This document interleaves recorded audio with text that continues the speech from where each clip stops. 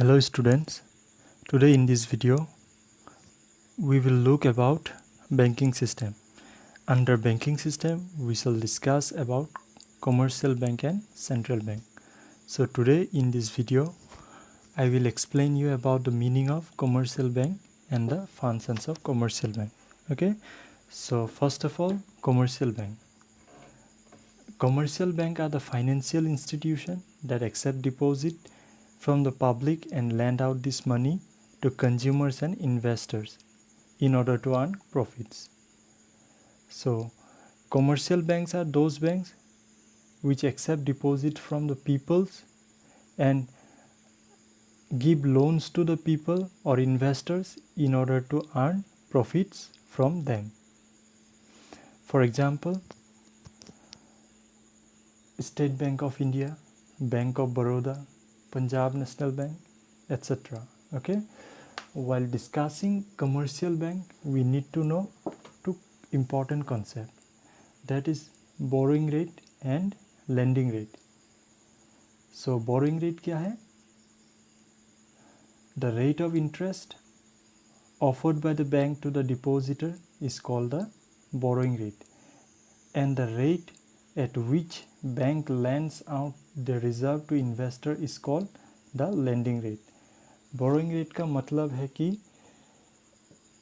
जब कोई इंसान बैंक पे पैसा डिपॉजिट करता है तो उस डिपॉजिट के अगेंस्ट में उसको कुछ रेट ऑफ इंटरेस्ट दिया जाता है, ठीक है, उस डिपॉजिट के अगेंस्ट में।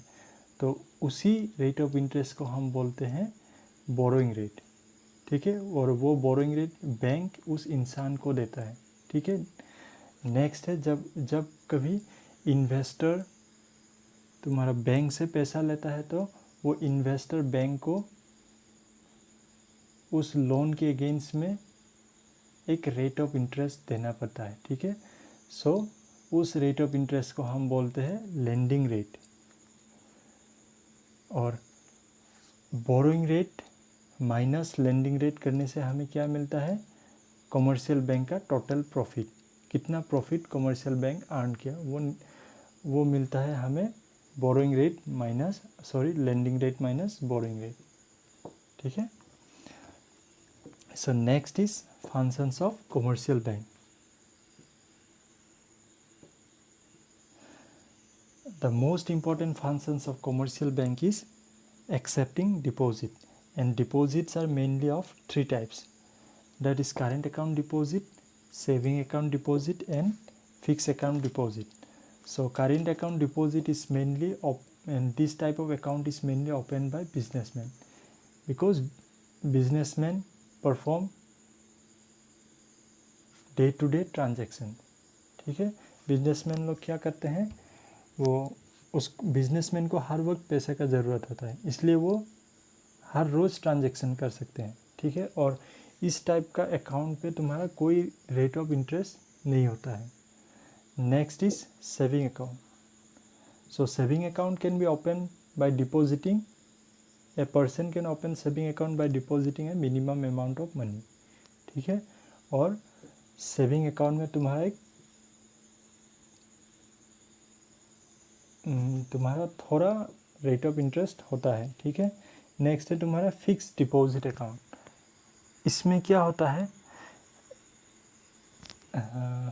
एक आदमी तुम्हारा सपोज कुछ amount that is may be 10,000 तुम्हारा 3-4 साल के लिए वो डिपॉजिट करके रख दिया, तो वो इंसान उस 10,000 को 4 साल बाद ही निकाल सकता है, ठीक है।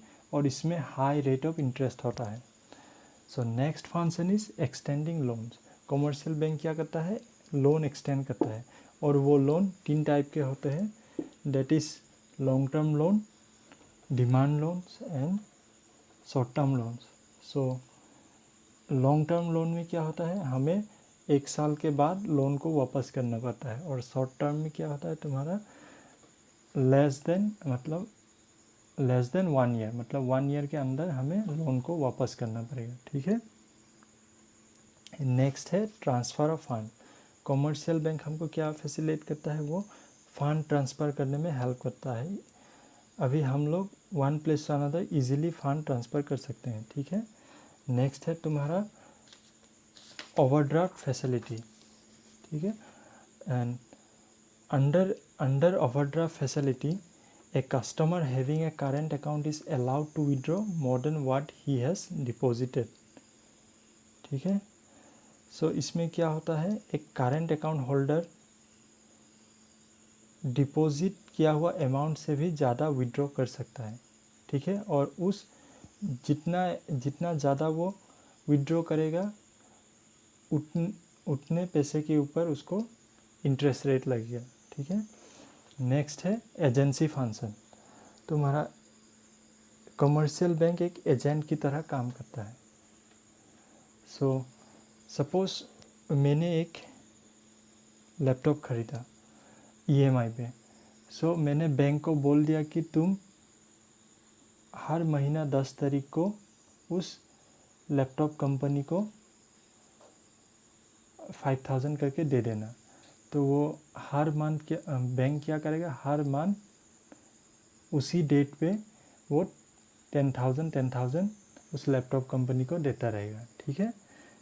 नेक्स्ट है तुम्हारा डिस्काउंटिंग बिल्स ऑफ एक्सचेंज। और again under this system a customer can get the amount of a bill receivable from the bank before the date of maturity. वो मैच्योरिटी होने से पहले ही वो रिसीव कर सकता है, ठीक है। Under this the bank deduct discount charges from the gross amount. And the last function is general utility function, ठीक है। उसमें क्या होता है, तुम्हारा लॉकर फैसिलिटी होता है। सपोज